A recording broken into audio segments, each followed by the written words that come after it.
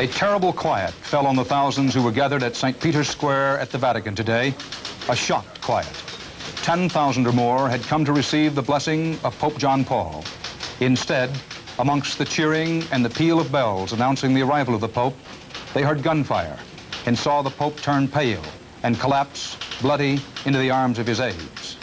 Pope John Paul II had been shot. A Turkish terrorist who had threatened to kill the Pope 2 years ago is being held tonight by Italian police, the main suspect in the shooting. His Holiness was immediately thought to be in grave condition as he was brought into the operating room. Then, for over 4 hours, surgeons worked. His most serious wound, a shot through his abdomen. Doctors removed 2 parts of the Pope's intestines. The doctors called the operation, quote, successful. Tonight, they say, the Pope's condition, however, is guarded because, after all, there is still the possibility of infection. This act of violence directed against a man of peace stunned the world.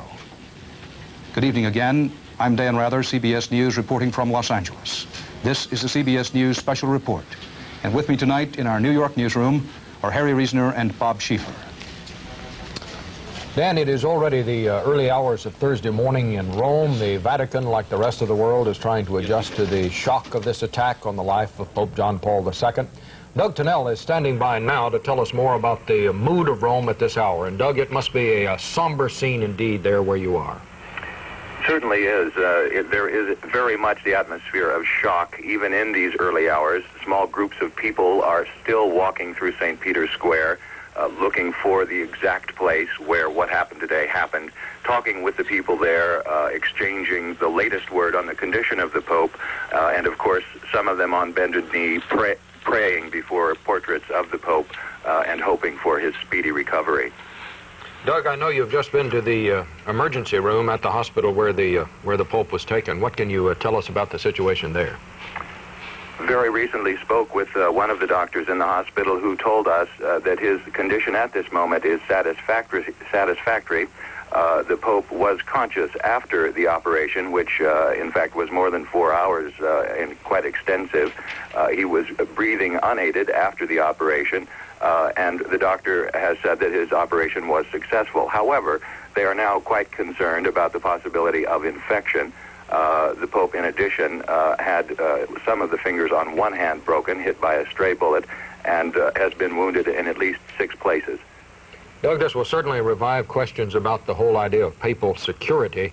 What can you tell us about that tonight? While the Pope travels in Italy, he has been using only the barest of security. In fact, the Vatican security procedures have been just bare minimum. He has less than 50 plainclothes detectives with him in Italy most of the time when he travels. He's been making a number of public appearances. Most of those plainclothes agents are former Italian police, retired, and really involved more in crowd control than anything else.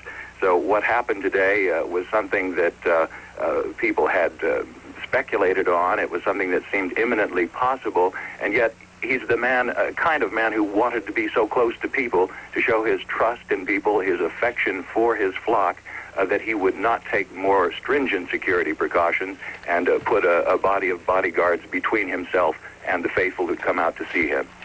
Doug Tennell reporting from Rome. Doug, thank you. Harry? The shooting occurred at 5:19 Rome time. Up until then, it had been one of those gloriously bright Roman afternoons. The Pope appeared in his usual sunny mood as his white Jeep made its way slowly through St. Peter's Square. 15,000 people had gathered for the Pope's weekly audience with the general public.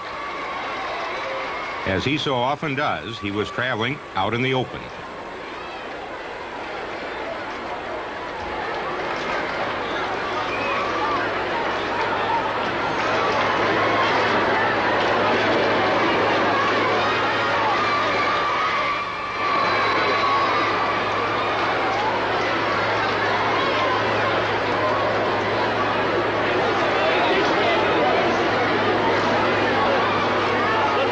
As he so often does, he stopped to kiss a child. The pictures from Italian television for some reason go into slow motion here. An eerie prefiguring here on what looks like a joyful day full of balloons.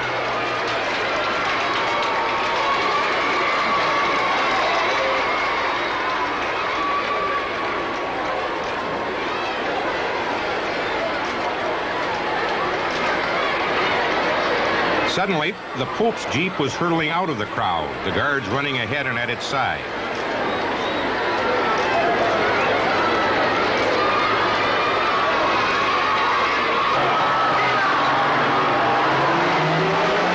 People in the crowd said they could see the Pope as he slumped into the arms of an aide.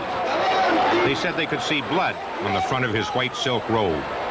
A still photographer got a picture of the Pope as he gripped his hand, where apparently one of the bullets hit. We have an eyewitness description of what happened next from Nicholas Raluk of New York. There was people of many, many different nationalities all around me who couldn't understand each other, but we understood one word, that the Pope was hurt. As soon as the Pope realized that the Pope had been shot, people then broke out into crying, and they were dropping to their knees praying. This is one of the two women who were also injured by the gunman's shots. One was Ann Audrey, a widow from Buffalo, New York. The other bystander, apparently hit by stray bullets, was a 21-year-old woman, Rose Hill, from Jamaica. A priest got on the Vatican's loudspeaker to ask the crowd to pray for the Pope, the Lord's Prayer and the Ave Maria. One aide said that on the way to the hospital, the Pope prayed quietly in Polish.